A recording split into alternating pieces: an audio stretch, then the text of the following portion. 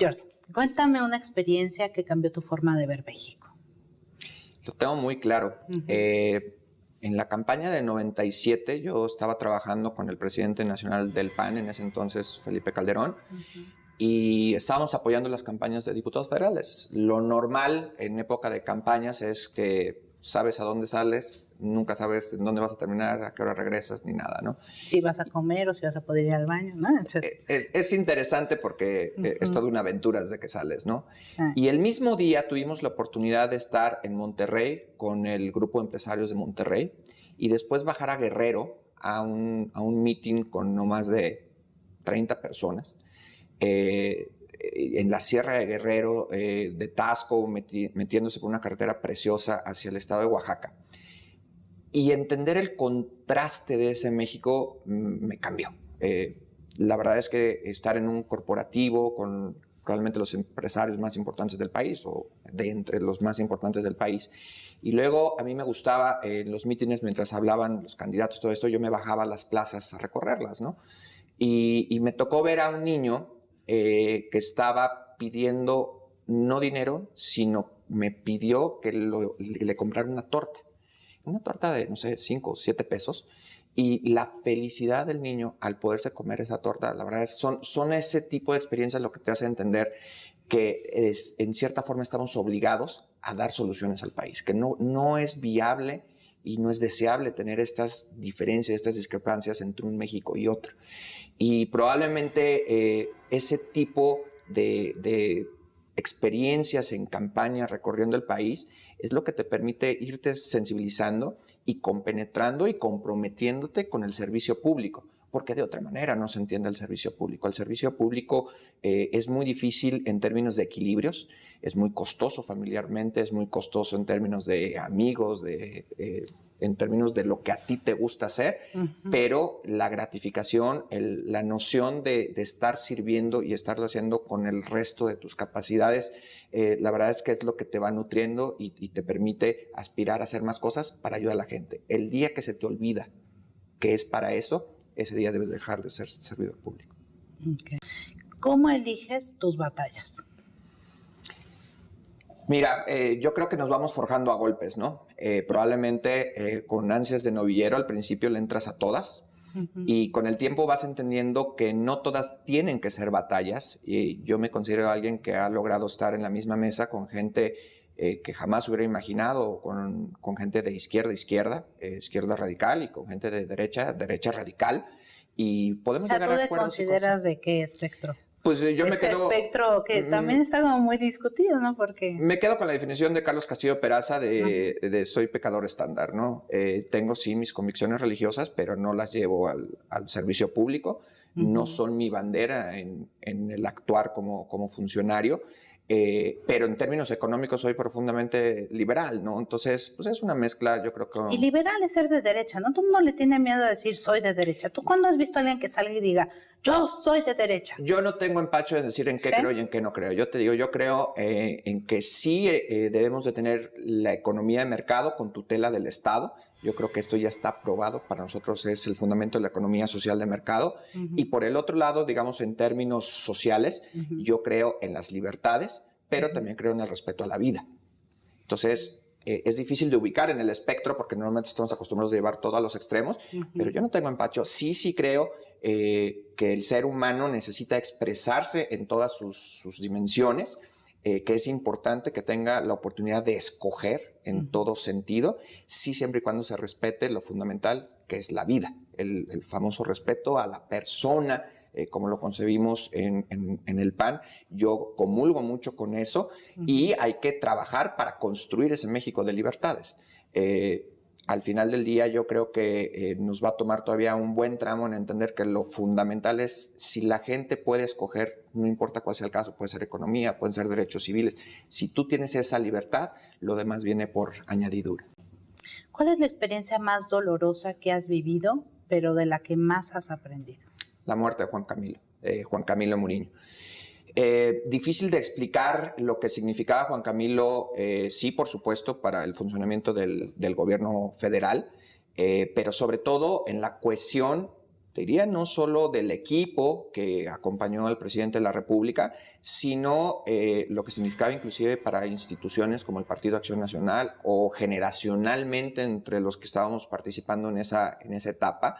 Se fue el pivote, en el fútbol diríamos se nos fue el 10, es como si en la final del Mundial Argentina le expulsan a Messi, ¿no? Es un tema muy difícil de asimilar. Creo que es un parteaguas en la gestión de la propia administración del presidente Calderón y sin duda es una marca muy dolorosa para nosotros, que al final la mayor experiencia derivada de esto es que teníamos que seguir, que había todavía un trecho muy importante y que no había espacio para doblarse, no se valían sí las lágrimas y sí se valía el dolor, pero teníamos que seguir trabajando y cerrar lo mejor que pudiéramos. En el caso particular, yo me prometí que la muerte de Juan Camilo era el principio, no el final de un ciclo. Y así lo he tomado y me acompaña todos los días. A la fecha, mira. Es de la fundación de la familia Mourinho y todos los días me acuerdo de que si todo eso que pasó se terminó con la muerte de Juan Camilo, la verdad no hace sentido. Si lo tomamos como a partir de la muerte de Juan Camilo, reiterarnos a nosotros mismos las razones por las cuales estar ahí, entonces te da esa extra motivación que necesitas para seguir adelante. Era el candidato natural a la presidencia, ¿no? Yo creo que no. ¿No? Yo creo que no. Mira, al final del día era muy temprano para poder determinar políticamente qué le iba a pasar a la administración.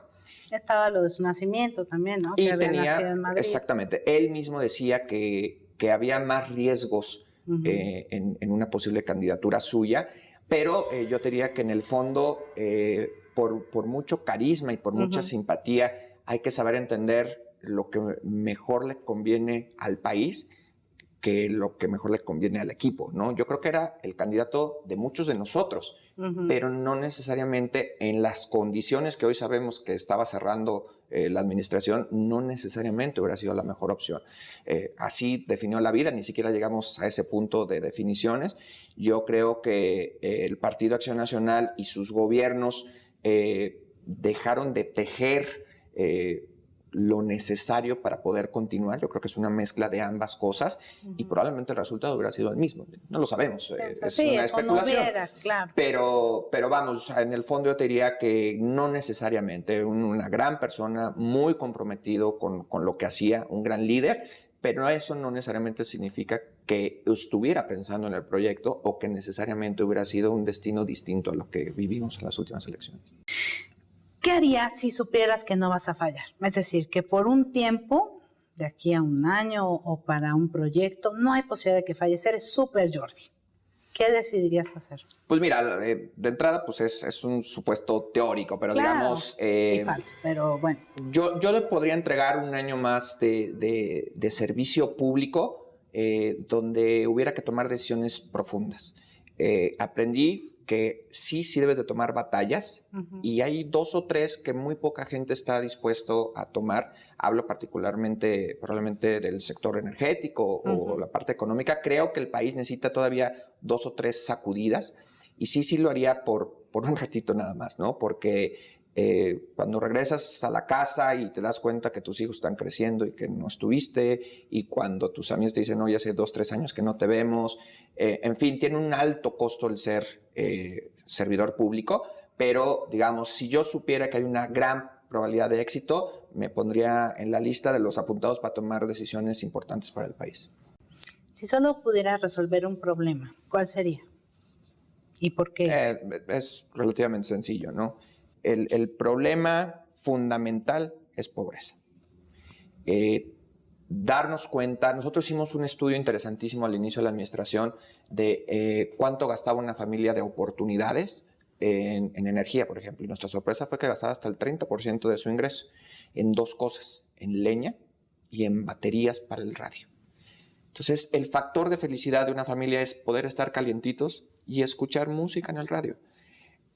¿Qué posibilidades tienen esos mexicanos si tuvieran escuela, salud, educación, un ingreso mayor? Estamos dejando detrás a millones de mexicanos que pueden convertirse en los potenciales premios Nobel de economía, de química, deportistas de alto nivel. Debe haber varios chicharitos futboleros perdidos en todas esas generaciones de mexicanos porque no hemos cumplido con este tema de darles oportunidades para que se puedan desarrollar como seres humanos. Yo creo que es el tiempo, otra vez es el siglo XXI. Yo no me imagino un niño que venga de las zonas más pobres del país y quiera comprar un boleto de metro y se encuentre con una pantalla digital, no va a saber operarla. La brecha que se está abriendo por la tecnología en el mundo, y México no es la excepción, ya es preocupante y va a crear dos tipos de humanidades. La que tiene acceso a tecnología y conocimiento y la que se va a quedar fuera.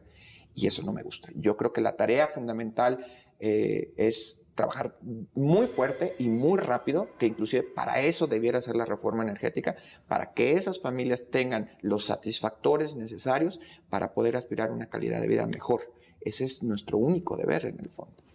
Y finalmente, si pudieras borrar un acontecimiento de la historia de México y del mundo, ¿cuál sería? Mira, yo creo que no se deben de borrar, ¿no? Debes de aprender de ellos.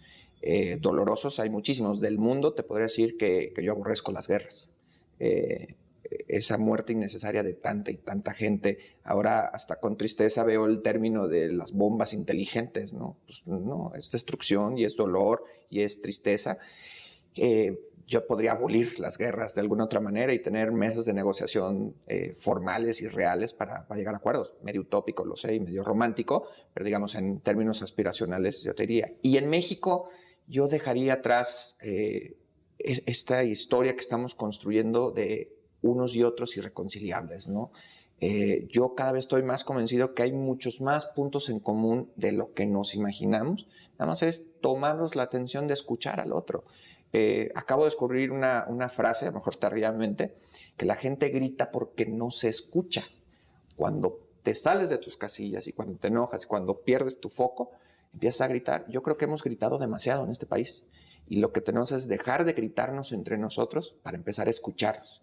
Y al momento que nos escuchemos, yo estoy seguro que no hay político que no quiera ayudar al tema de la pobreza. Yo estoy seguro que no hay político que no quiera realmente transformar al país y verlo echado para adelante. El punto en común es mucho más grande de lo que pensamos todos.